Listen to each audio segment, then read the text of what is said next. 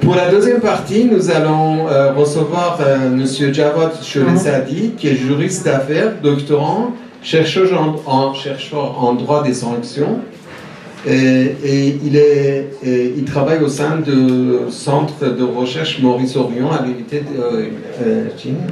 de Paris-Descartes. Donc, c'est un ami à nous et on l'adore tous. Javad, on te passe la parole. Tu vas nous parler donc des sanctions. C'est un sujet qui concerne les Iraniens depuis pas mal d'années. Tu vas dire peut-être une éternité. Et puis aussi actuellement, avec tous les événements qui arrivent, on voit qu'il y a des sanctions à droite, à gauche. Facilement, tout le monde est sanctionné. Donc, Javad va nous expliquer tout ça, les fonctionnements juridiques. Merci, Javad. Je vous en prie. Bonjour à toutes et à tous. Je suis ravi et honoré d'être ici ce soir parmi vous. J'ai connu votre association à travers de mon ami Mehran qui consacre beaucoup de temps à cette cause. Et j'ai eu la chance de participer une fois il y a plus de 2 ans à une de vos soirées. Et je peux vous dire que l'ambiance chez vous, c'est pas la même chose que chez les juristes. Et je vous en félicite. Ce soir, je vais essayer de vous parler brièvement de ce sujet si important, les sanctions économiques internationales, que la plupart d'entre nous sont touchés en tant qu'Iraniens de loin et de près.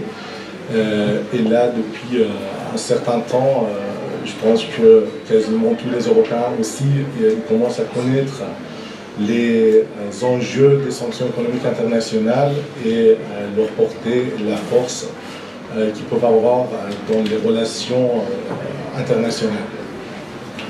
Le sujet est vaste et je pense qu'on a tous faim aussi. Donc je vais essayer d'être rapide et bref. Je vais commencer par une historique rapide des sanctions économiques internationales qui ont été imposées sur l'Iran. Ça a commencé quasiment 4 jours après la prise d'otage à l'ambassade des États-Unis à Téhéran en 1979. Cela a été le point de déclenchement d'une série de sanctions économiques internationales sur l'Iran par plusieurs vagues. Et à chaque fois, à chaque période, il y a eu des sanctions assez paralysantes, assez importantes qui se sont abattus sur le pays, qui ont jusqu'à maintenant, je pourrais dire, anéanti l'économie iranienne. Donc, les premières sanctions sont tombées en 1979. Ça a été commencé par le gel des avoirs iraniens aux États-Unis. Il y avait environ un peu plus de 13 milliards de dollars à l'époque. Et des restrictions financières, des interdictions d'exportation de certains produits vers l'Iran. Et la deuxième vague de sanctions ont été commencées vers la fin de la guerre l'Iran-Irak, en imposant des sanctions essentiellement sur le secteur pétrolier d'Iran. Et c'était à ce moment-là également que l'administration américaine a mis l'Iran dans la liste des pays soutenant le terrorisme. Cela a un impact assez particulier dans les relations internationales et les relations économiques. La troisième vague, ça a été plutôt sous la présidence de Clinton, et par contre cette fois a touché beaucoup plus le secteur bancaire et financier, et aussi les nouvelles technologies.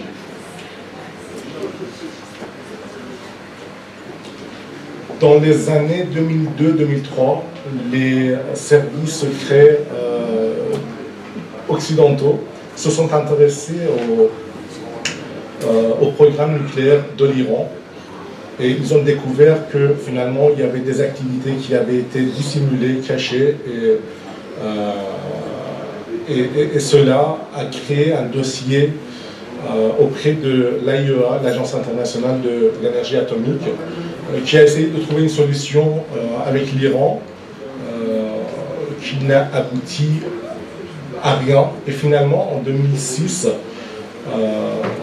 l'Agence internationale de l'énergie atomique a renvoyé le dossier de l'Iran vers le Conseil de sécurité des Nations Unies. Cela a été le commencement des sanctions paralysantes, des sanctions qui ont commencé à nuire fortement à l'économie du pays. Et par la suite, il y a eu une avalanche de sanctions unilatérales émises essentiellement par les États-Unis et l'Europe. Entre 2006 et 2010, il y a eu 6 résolutions du Conseil de sécurité des Nations Unies. Et de 2010 et 2013, il y a eu cette grande vague de sanctions unilatérales. Ce qui a obligé l'Iran de commencer à négocier pour trouver une solution pour sortir de cette impasse nucléaire.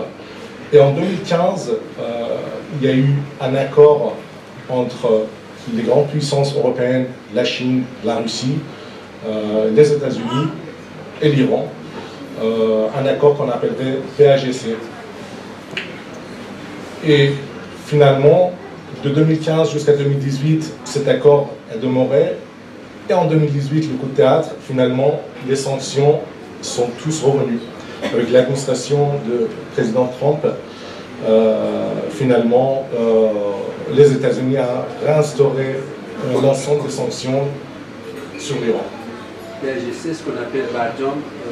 Exactement, je vais y revenir plus tard. Il faut savoir qu'en fait, ces sanctions aujourd'hui, de nature, elles ne sont pas les mêmes que des sanctions il y a 20 ans, 30 ans, 40 ans. C'est vrai, en fait, il y a eu toujours des sanctions sur des pays développés, tout ça, mais on vit à nouvelle ère des sanctions économiques internationales. Ce sont des outils très puissants qui remplaceraient à terme les guerres physiques entre les pays, et nous voyons même aujourd'hui en fait l'impact de ces sanctions. Elles ont des particularités très importantes. La première particularité que je pourrais vous dire, c'est l'universalité de ces sanctions. C'est-à-dire qu'on pourrait les appliquer à la fois aux pays, quel que soit le pays, aussi puissant que la Russie, et moins puissant, des pays normaux comme l'Iran ou même des pays plus faibles. On peut les appliquer également sur les entités et aussi à la personne. Donc c'est une particularité très importante, la flexibilité de ce genre de technique. En deuxième lieu, c'est l'efficacité de ces sanctions. L'efficacité vient du fait que l'ensemble de ces sanctions, l'ensemble de ces restrictions se superposent et ils font un climat hermétique qui ne permet absolument pas d'en sortir et d'entraver ces sanctions. La réactivité est aussi un point très important, c'est que ce genre de sanctions, on pourrait les mettre en place très rapidement. Du jour au lendemain, on peut avoir des pays qui sont sous sanctions, qui peuvent être effectifs très rapidement. Et la réversibilité, en fonction du contexte et la situation, on peut changer, on peut modifier, on peut transférer. La force d'exécution également est très importante. En gros, le prix de ne pas respecter ces restrictions sont tellement élevés, tellement importants, que finalement, ça ne vaut absolument pas le coup de les entraver. La banque BNP Paribas, on a payé les frais. Il y en a d'autres aussi. Et aussi les outils de contrôle. Il y a beaucoup d'outils de contrôle qui permettent de contrôler la mise en application de ces sanctions. Et c'est aussi une autre particularité qui permet d'avoir des sanctions très efficaces. Alors, je reviens sur l'accord de 2015, le PAGC, Plan d'action global commun, en français évidemment. Dans cet accord, l'Iran admet des restrictions importantes sur son programme nucléaire. En grande ligne, je peux énumérer ces 4 points. L'Iran accepte de limiter le nombre de ces centrifugeuses à 5000 1960, pendant 10 ans. Il accepte également de limiter son stock d'uranium enrichi qui serait enrichi maximum 3,67% à 300 kg pendant 15 ans. L'Iran également s'engage à ne pas produire de plutonium de qualité militaire, également de ne pas construire de nouveaux réacteurs à eau lourde. Il s'engage également à faciliter les inspections de l'AIEA, l'Agence internationale de l'énergie atomique, notamment en ratifiant le protocole additionnel de l'AIEA. L'objectif de toutes ces restrictions est de maintenir une durée de breakout d'environ 1 an. C'est la durée nécessaire pour l'Iran d'enrichir assez d'uranium pour fabriquer sa première bombe nucléaire. Donc, la communauté internationale aurait besoin de ce délai d'1 an pour réagir en cas où l'Iran ne respecterait pas ses engagements.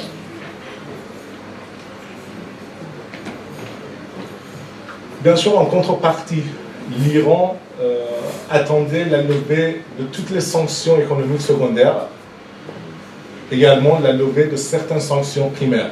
Je reviens dessus pour vous expliquer de quoi il s'agit.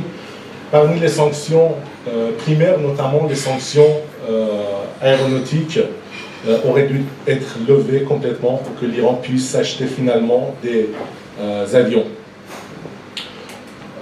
L'Iran attendait également un allègement de l'embargo militaire au bout de 5 et 8 ans. Il y avait 2 délais qui avaient été prévus dans l'accord. Les sanctions dites primaires, ce sont des sanctions qui sont appliquées directement sur les nationaux, sur les sujets d'un État. Et les sanctions dites secondaires, ce sont des sanctions qu'on applique à tout le monde, par voie d'extraterritorialité finalement. Et dans ce domaine, les Américains sont les plus forts. Et ils imposent leurs lois, leurs droits, quasiment à toutes les entités et personnes et personnalités en fait, du monde. Et ils sanctionnent également ceux qui ne les respectent pas. Donc ça, on appelle des sanctions secondaires.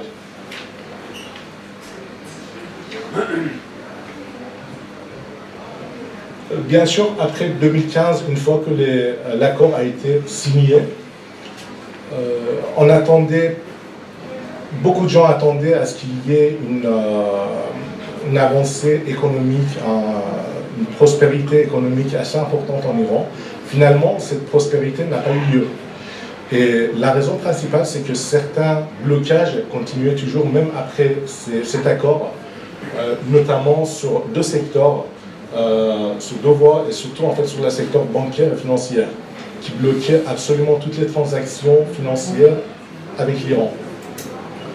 En premier lieu, SWIFT n'a pas ouvert ses portes tout de suite sur les banques iraniennes. SWIFT, si vous voulez, c'est un opérateur de télécommunications interbancaire. C'est équivalent de Bouygues ou SFR, mais entre les banques, c'est tout. Mais une fois en fait qu'on est déconnecté de cet opérateur interbancaire, finalement les banques iraniennes ne peuvent pas envoyer des messages de transactions. Bien sûr, auparavant, avant que SWIFT se mette en place, il y avait d'autres techniques de communication entre les banques. C'est équivalent, par exemple, si on vous dit quand on coupe l'Internet, de revenir sur le fax. Bien sûr, vous pouvez toujours envoyer des fax, mais ce n'est pas sûr que la banque en face ait toujours gardé son fax.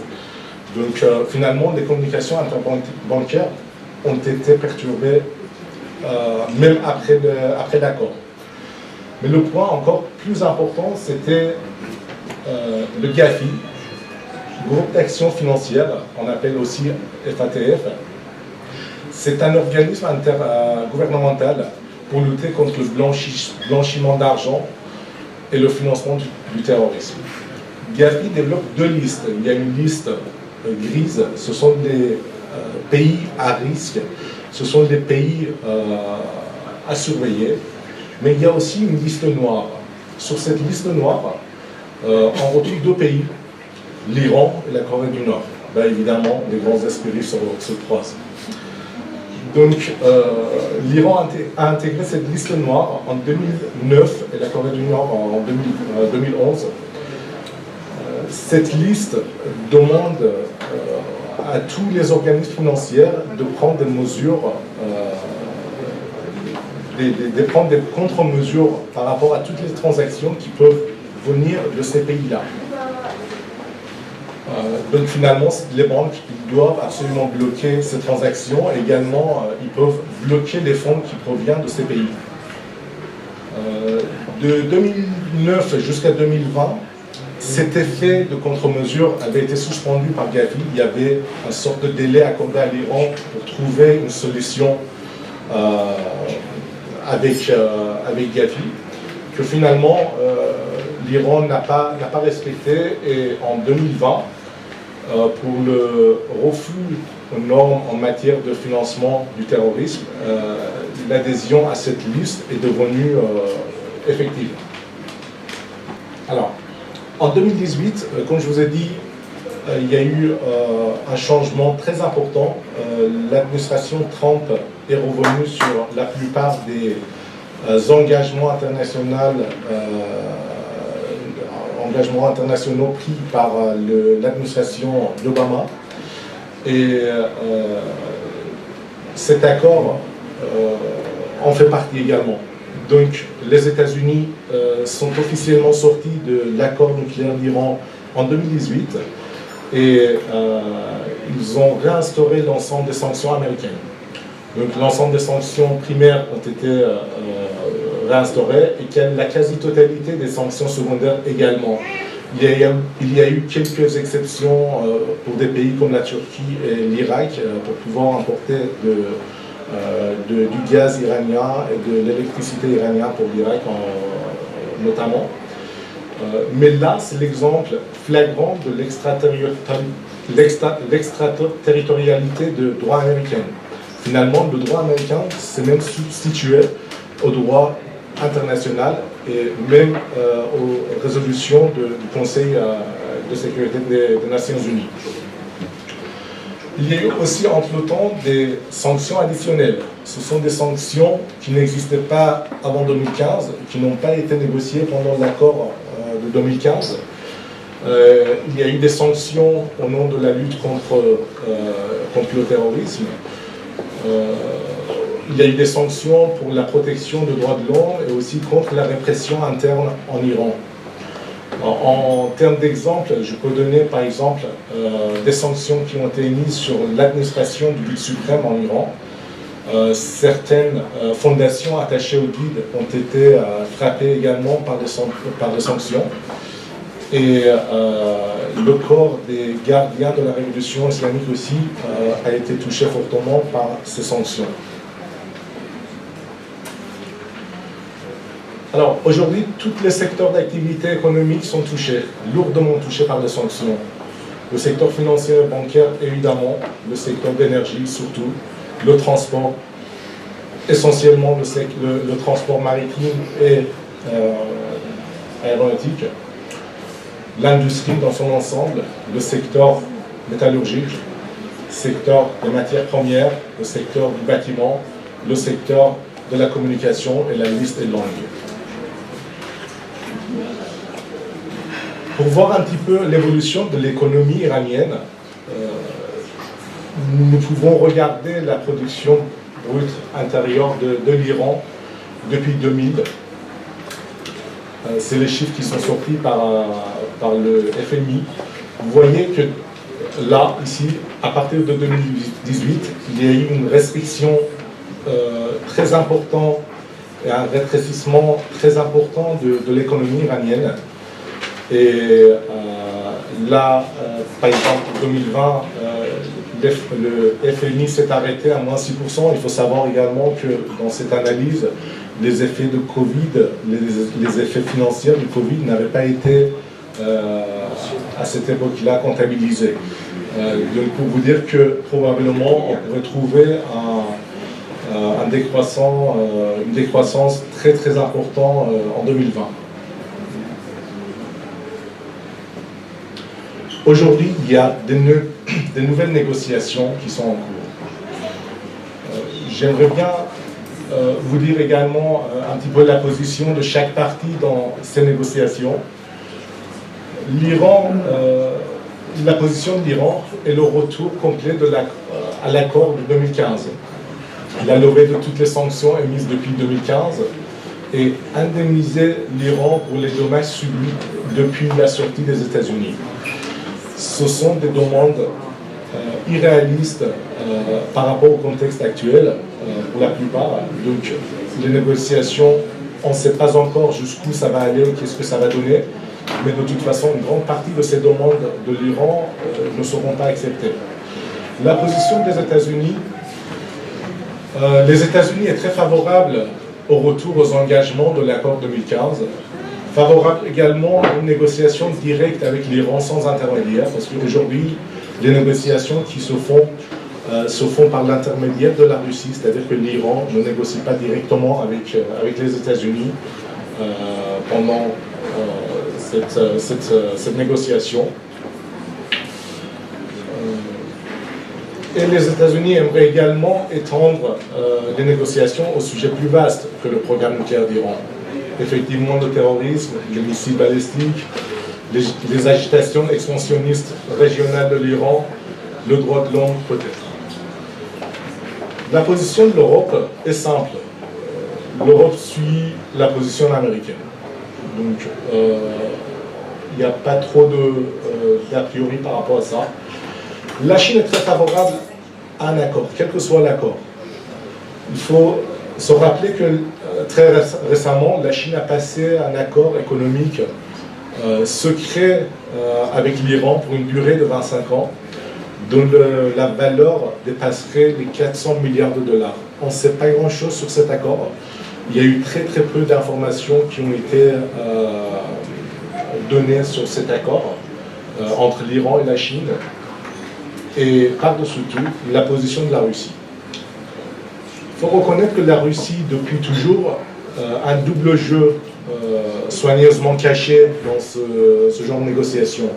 Ça a été le cas en 2015 et ça l'est aussi aujourd'hui.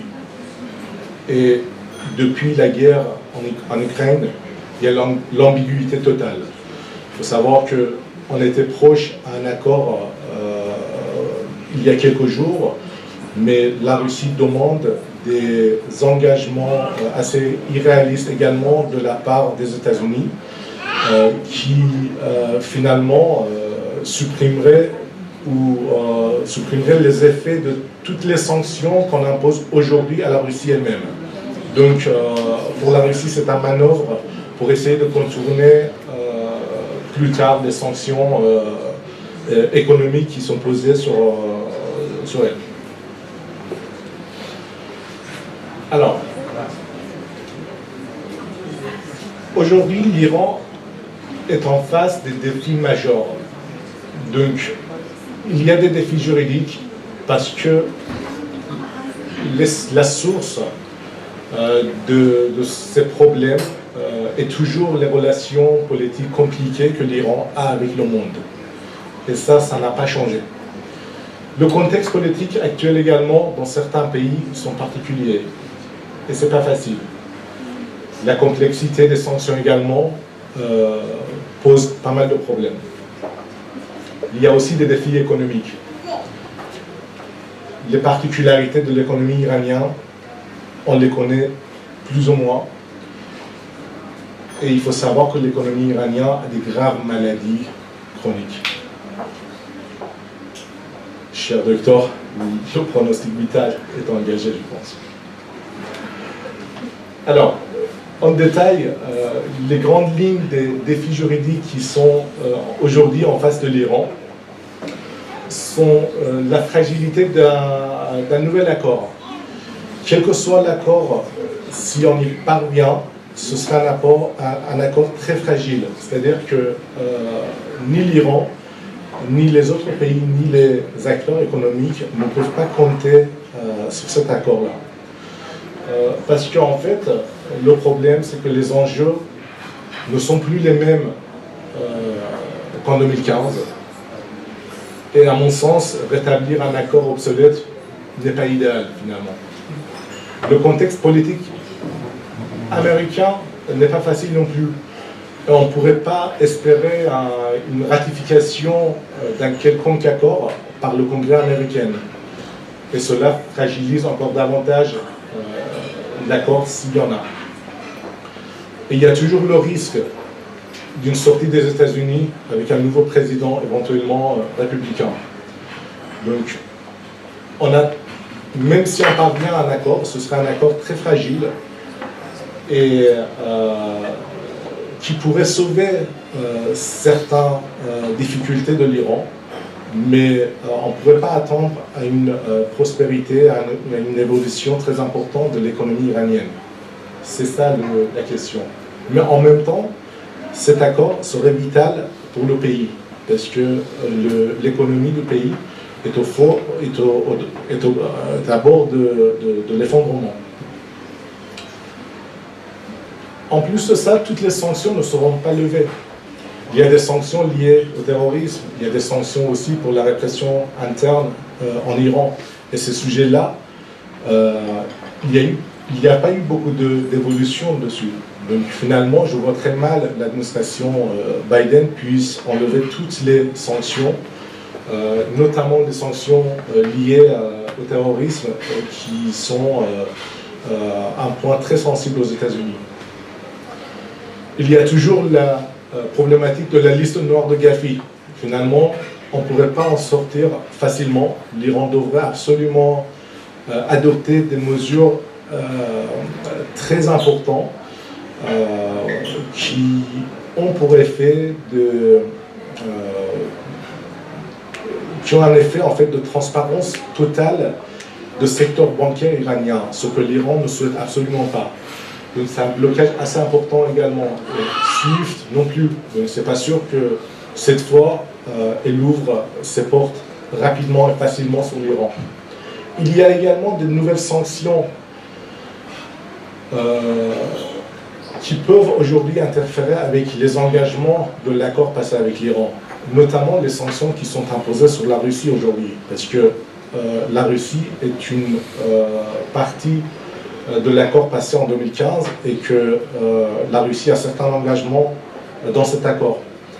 Donc finalement, on ne sait pas exactement jusqu'où ça va aller les sanctions qu'on va imposer sur la Russie, mais parfois ces sanctions peuvent interférer avec les engagements pris dans cet accord. Et finalement, les défis économiques. Beaucoup de gens pensent ou pensaient que s'il y avait un accord, si cette question de sanctions économiques allait se résoudre, tout deviendrait rose. Mais non, pas du tout. En fait, une fois que les sanctions seront parties, l'Iran devient un pays tout juste comme les autres. Donc, avec toutes les difficultés qu'on connaît dans l'économie mondiale, mais également pour l'Iran, pour sa part, avec plus de difficultés et plus de problèmes par rapport aux autres.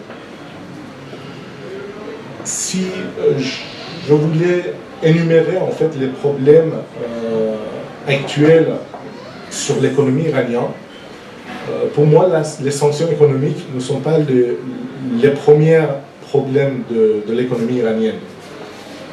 À mon sens, la sécheresse est la plus importante. Il y a la corruption systématique dans l'économie iranienne, sur le marché iranien. Il y a aussi l'instabilité économique de l'Iran. L'Iran n'a jamais eu de politique stable en matière d'économie.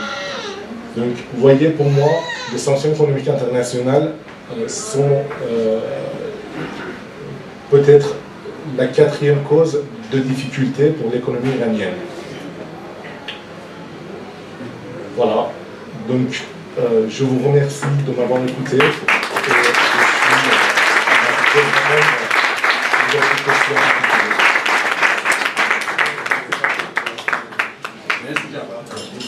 Merci beaucoup, c'était très intéressant. C'était un bon résumé.